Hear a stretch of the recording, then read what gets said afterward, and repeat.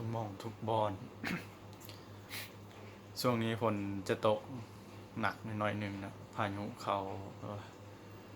เป็นจังใดก็ขอโทษขอไปน้ำหลายเนาะที่บางคนเนี่ยเขาไปติดตามเบิ่งบ่เห็นวิดีโอลงเอาไปใส่เพราะว่า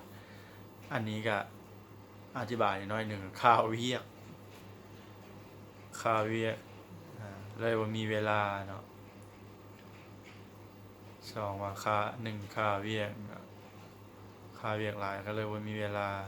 เฮ็ดคลิปลงให้อันนั้นแต่ว่าการยังสิได้เห็นอยู่ดอกได้สิได้เอาลงอยู่เพราะว่าเราตั้งใจสิเฮ็ดมาแล้วยังอีกบ่ดนดอกประมาณวันที่เท่าใดวันที่20ปลายเดือน9นะอาจจะได้เห็นคลิปเนาะเพราะว่าช่วงนี้ฝนตกแน่อุปกรณ์เฮาก็บ่เพียบพร้อมเนาะเพราะว่าอุปกรณ์เฮามันบ่ได้กันน้ำเนาะก็ใช้อันโทรศัพท์ธรรมดานี่แหละถ่ายว่าต้นทุนมันยังต่ำเป็นจังใดก็อดใจรอเนาะอดใจรอท่าเบิ่งนำกันเนาะเฮาก็สิเฮ็ดตั้งใจเฮ็ดคลิปดีๆเนาะมีสาระน่ารู้เออเป็นจังใดก็ขอโทษขออภัยนำหลายๆสิ่งแรกๆอันที่จุดประกายให้ข้อยอยากเฮ็ดช่อง YouTube นี่ขึ้นมาเนาะอ่าก็คืออยากบันทึกเรื่องราวชีวิตต่างๆที่เราเคยได้เฮ็ดแต่ดึกดำบรรพ์มาเนาะเคยสืบทอดกันมาว่าซั่นซะบางสิ่งบางอย่างมันก็จะเอิ้นว่าจังไดก็หลุดพ้นออกก็คือคลาดหายไปแล้วก็บ่มีผู้สืบทอดจนหลายเฮาคนปัจจุบันมันค้าเวียกเนาะเวียกหลายเฮาก็บ่ได้ยึดถือเรื่องพิธีวัฒนธรรมเฮาแต่ก่อนมาเนาะเพราะว่าคนก็ไปเฮ็ดเวียกอยู่หั่นคนก็ไปเฮ็ดเวียกอยู่นี่ก็เลยบ่มีเวลาอยู่นำครอบครัวอยู่นำพี่น้องบ่ได้อยู่ในบ้านเนาะคือข้อยก็บ่ได้อยู่ในบ้านเนาะไปไปเวียกหั่นไปเวียกนี่ไปจะไปทางนั้นทางนี้ก็มันก็โอ้ยหาเวลาอยู่เฮือนก็ยากจริงๆแล้วก็อดใจรอเบิ่งนำกันเนาะทุกคนก็เว้าก็บ่เป็นก็ขอโทษขออภัยนำหลายๆเนาะก็คืออยากอายนิดหน่อยหนึงอายกล้อง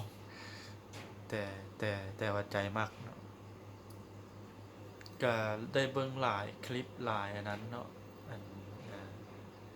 เฮ็ดเห็นเขาเจ้าเฮ็ดลงก็เป็นตาอ่อนซ้อนนำเขาเจ้าเนาะเป็น FC บางคนแต่บ่บอกเนาะเป็น FC บางคนของคนลาวเขาเนี่ยแหละเห็นถ่ายวิถีชีวิตชาวบ้านการ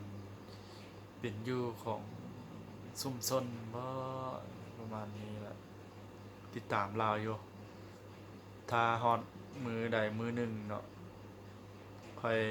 ว่าอันนั้นแล้วค่อยสิชื่อออกมาว่าผู้ใดเป็นผู้ใด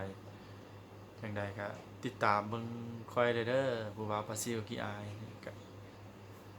มันมันมันเป็นทีมงานเนาะแต่ว่า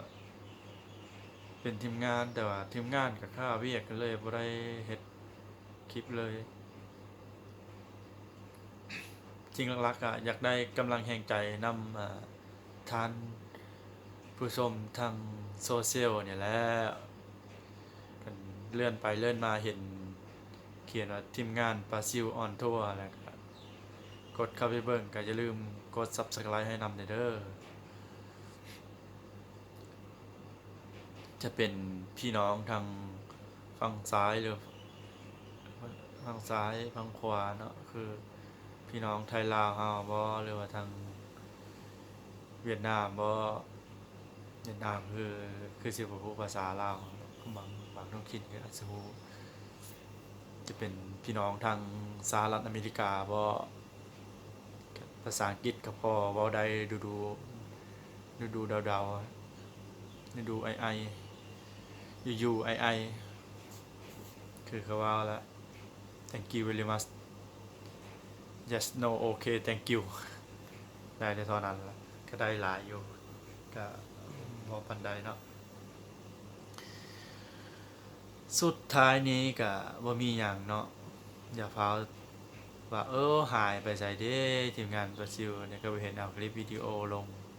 หางยังคือเก่าอยู่เข้าไปเบิ่งอยู่เนาะอ่าเจาะอันมือก่อนๆนี่ก็2-3มื้อก่อนนี่มื้อหลังได้เฮ็ดอันได้เฮ็ดเพิ่นว่าภาษาอังกฤษก็เฮ็ดหน้าปก cover เนาะ cover หน้าปกเพื่อสิตกแต่งเพื่อสิเฮ็ดได้ก็มันธรรมดาเนาะเพราะว่าอันบ่ได้แม่นมืออาชีพเนาะอันตัดต่อภาพนั่นหยังก็ได้ก็ทำเฮ็ดไปตาม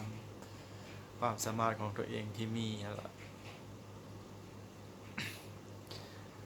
เอาท้ายสุดท้ายขอขอบใจทุกคนเนาะที่ติดตามเบิ่งตลอดเสมอมาเนาะคันสิว่าถึง FC ก็ยังบ่ทันถึงขั้นเป็น FC เนาะก็พอเพียงได้ติดตามเบิ่งก็ดีใจแล้วติดตามน้อยๆก็ให้ให้เป็นคนติดตามนานๆนะเบิ่งนำกันติดตามเบิ่งกันต่อไปเนาะก็เป็นวิถีชีวิตของชาวบ้านนี่แหละส่วนหลายก็ค่อยสิใช้เป็นใกล้ๆภาษานี่ก็ส่วนหลายใช้ภาษากลางเนาะ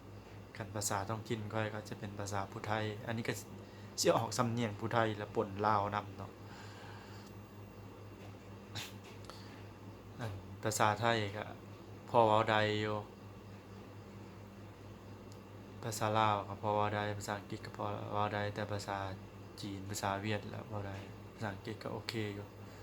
understood อยู่บ่มีหยังเนาะขอขอบใจสิมาชี้แจงเท่านี้ขอขอบใจทุกคนเนาะติดตามเบิ่งตลอดอย่าลืมSubscribe กดไลค์กดแชร์คอมเมนต์ให้เด้อขอบใจบ๊ายบาย